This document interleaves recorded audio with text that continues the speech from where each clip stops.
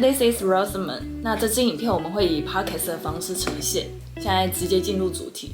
那挪威缩影其实在上支影片就已经结束了，但我们自己客制化了后半段的行程，算是挪威缩影的延长版。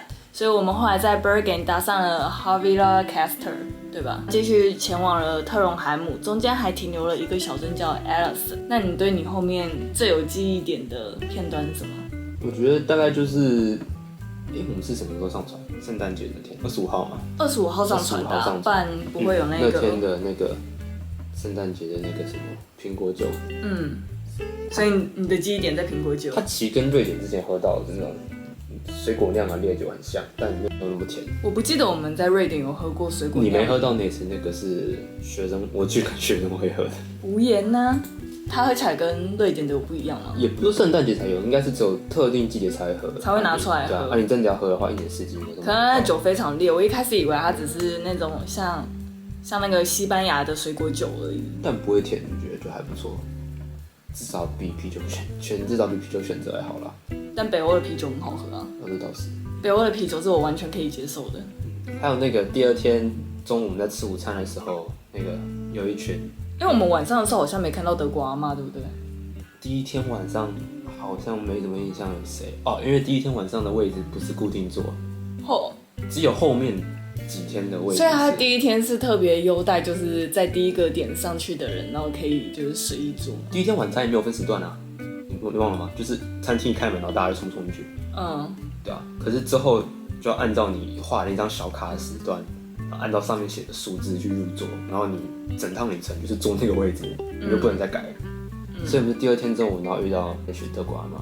阿嬷来的比较晚，我也不知道他们时段是。有啦，她来的比我们晚，因为那时候我们好像已经进入到我们已经在吃了，反正我已经不知道点到什么时候，反正我们已经在吃了，然后就每个人走过去就看到就木了，就连续一堆人都在讲同样的话。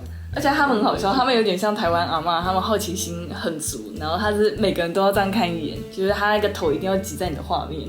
既然都讲到吃了，那你觉得船上的食物怎么样？晚餐、午餐、早餐？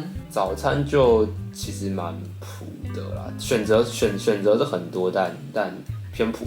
以早餐来说，它那种菜单的选择，可是它都很小份，它大概是一个肉桂卷的分量，但是选择很多啊。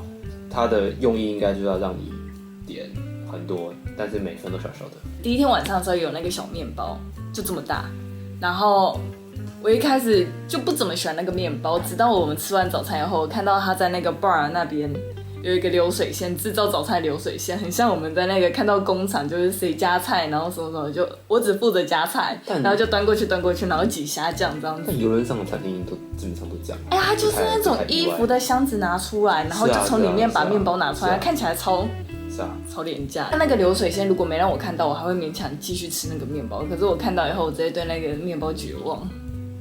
但我觉得晚餐是还不错啦，虽然我们旅程没有跟完整个旅程，不然会遇到换菜单。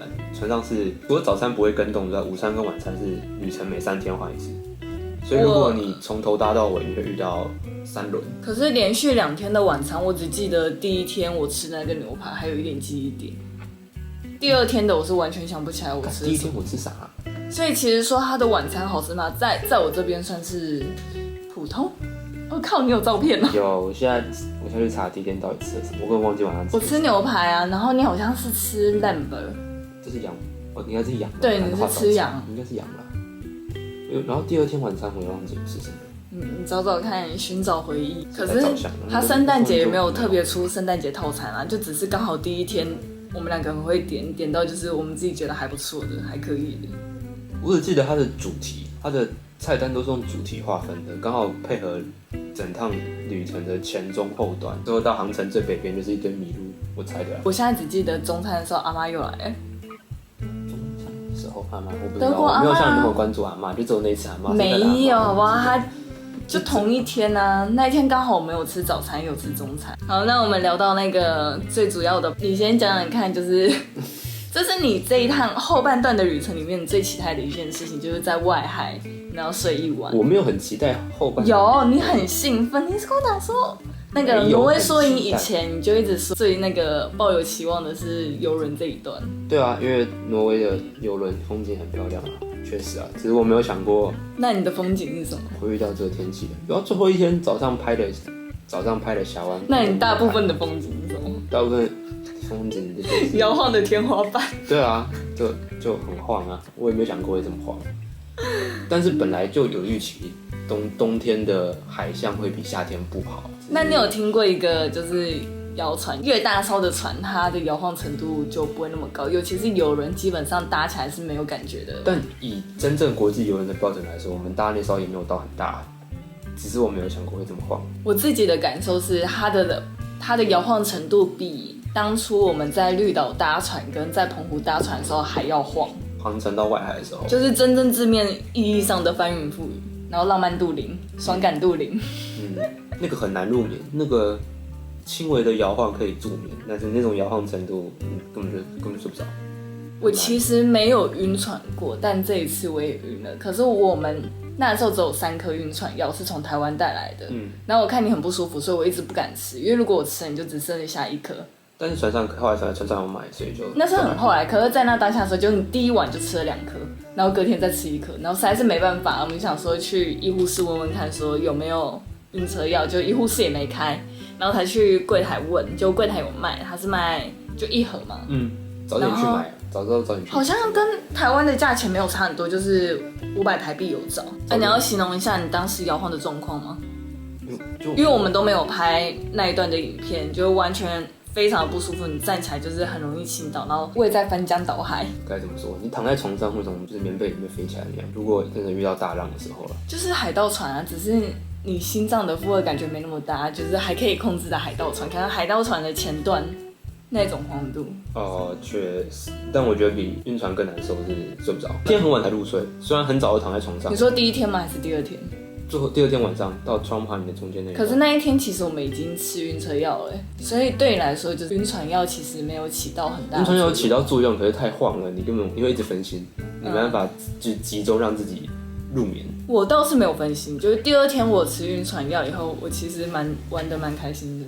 对啊，晕船药效起得很快，但是就是因为我玩得蛮开心的，我觉得还蛮好玩的。然后中间我之所以会起来，是因为就开始进入到船长说最摇晃的那一趴，然后我就觉得太好玩了，我就起来，然后还到窗口那边看。如果那时候我们都甲板，我们就是2023版的那个铁达尼号，应该不准上去了。8层甲板的那个露天酒吧，他也说暂停营业，所以那天晚上应该是很大。他暂停营业是因为怕有些人往外走吧？因为那是露天的，就是最上层室内那个酒吧没有暂停营业，但是露天酒吧就暂时关闭。船长有讲。应该就是真的很大。所以他最靠北的是他隔天早上一大早广播的时候还问大家说，希望你们昨天晚上睡得好，就很靠北。然后在还没有晕船前，我们在洗澡的时候其实蛮开心的。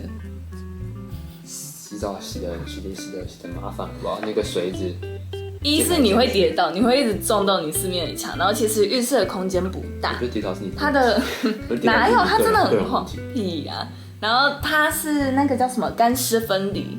但是我发现北欧不管是饭店还是船上，就是它的干湿分离是没有门的，你没办法有多一个门，然后把你真的控制在那个小小的立方体里面，它是会开大概1/3的缺口，然后让你可以直接这样进出，是没有门可以关起来。但水还是会溅出去啊。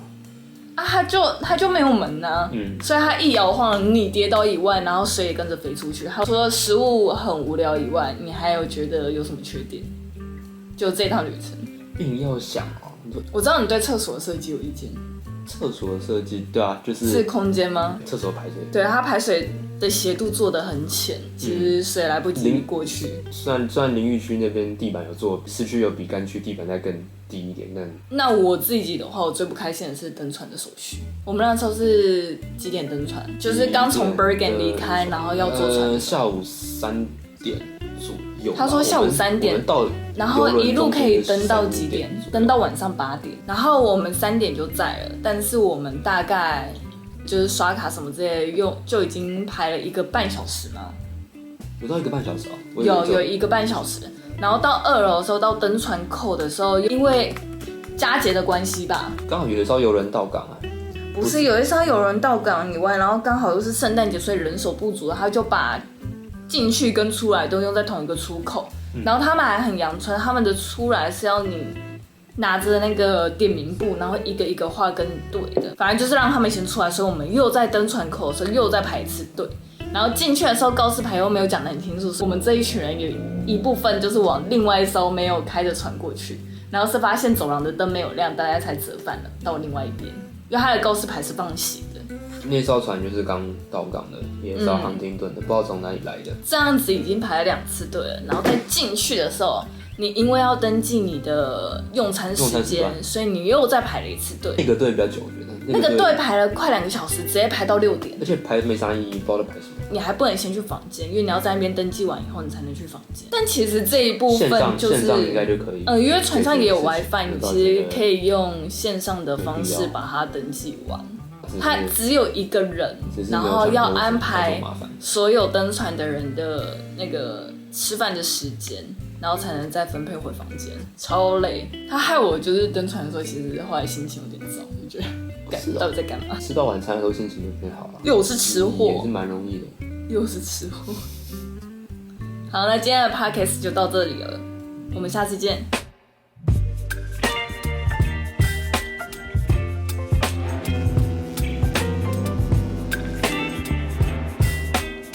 开跟美就打招呼啊，这么小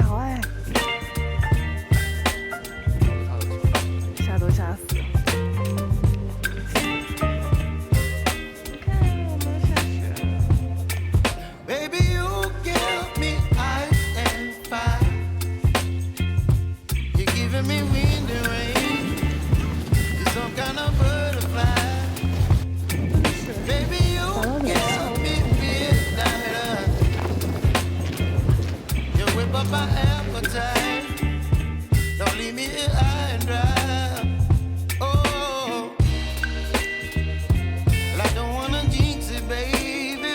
挪威皇室在特隆海姆的寓所。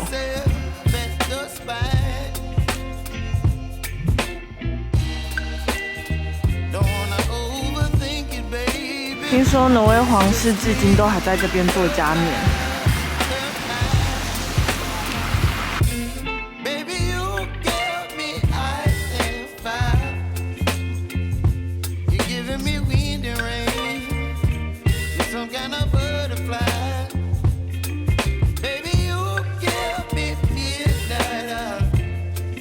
也是需要收取费用的，那要来旁边这一栋现代建筑买票。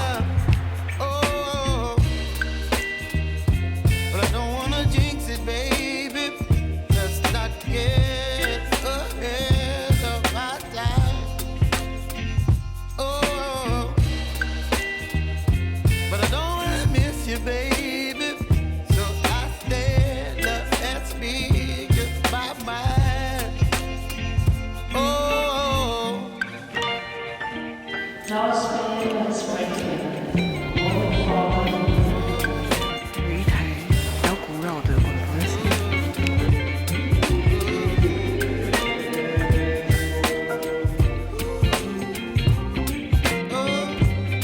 参观投票，然后有教堂跟主教宫，然后再有这个藏宝库，这个是宝藏库，自治区的旗子。